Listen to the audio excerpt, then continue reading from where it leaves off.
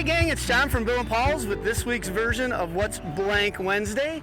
Hopefully you stopped by one of the stores last week and took advantage of our Pick a Daisy event. That was kind of fun, and hopefully one of you got the 50% discount.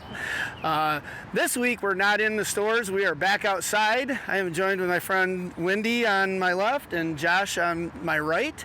You guys are representatives of a local watershed protection agency called LGROW, correct? Right. Wendy, what does LGROW stand for? LGROW stands for the Lower Grand River Organization of Watersheds. Okay. And basically, it's the umbrella organization for the lower portion of the Grand River. And today we are at Riverside Park, just outside the downtown area of Grand Rapids, and behind us is the Grand River, and what you're seeing here is a pond connected to the Grand River. So you guys work on behalf of this water resource, starting how far up on the Grand?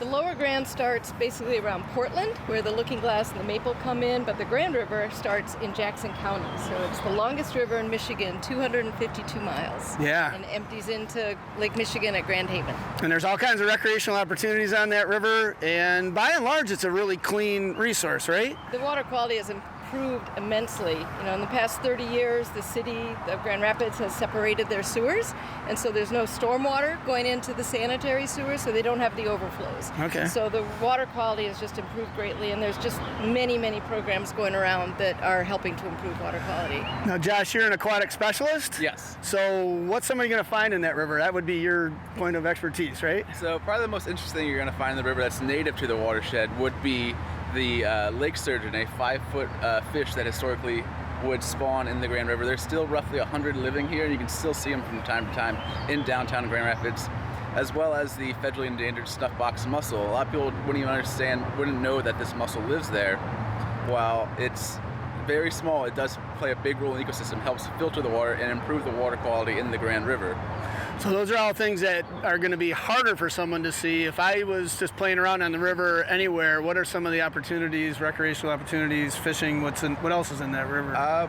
It is a great fishery for the migratory fish, namely the salmon and steelhead, as well as a lot of our residential fish, such as largemouth bass and smallmouth bass. Nice.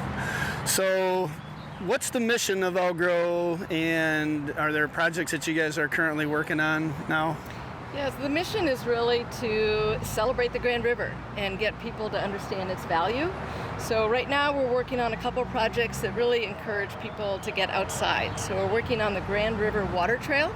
So the trail is there, the river is there, but it's just an organized effort to be able to install signage and really user-friendly maps where people can understand where they can get in, how far down is the next access site, what are the amenities when they get out. So we're working with the Upper Grand, which is in the Jackson area, and the Middle Grand, which is in the Lansing area, to make it really a seamless experience all the way from Jackson all the way to Grand Haven. So that's a huge opportunity for Michigan paddlers. Like, you could take a pretty big adventure coming down the Grand, couldn't you? It's huge, and you know, they think it's an urban river, or people that look at it around here, but there are just some beautiful stretches of it that you'll see bald eagles and ospreys and just all sorts of things you wouldn't even know that, you know, this goes through a lot of urban areas. I took a little trip down that river a few years ago and got to see a bunch of it, and it is surprisingly undeveloped and a lot of natural beauty to the river. So let's see. How can people get involved with LGROW? Are you looking for participation? What do you guys got going? Sure. So on our website, lgrow.org, what we try to do is connect people with their local watershed. So if you go on our website, there's a Find Your Watershed, and if you type in your address, it will tell you what watershed you live in. So there's groups like Plaster Creek Stewards, Friends of Buck Creek, the Colebrook Creek community, Rush Creek. So there's a lot of local, smaller watersheds that have organized groups.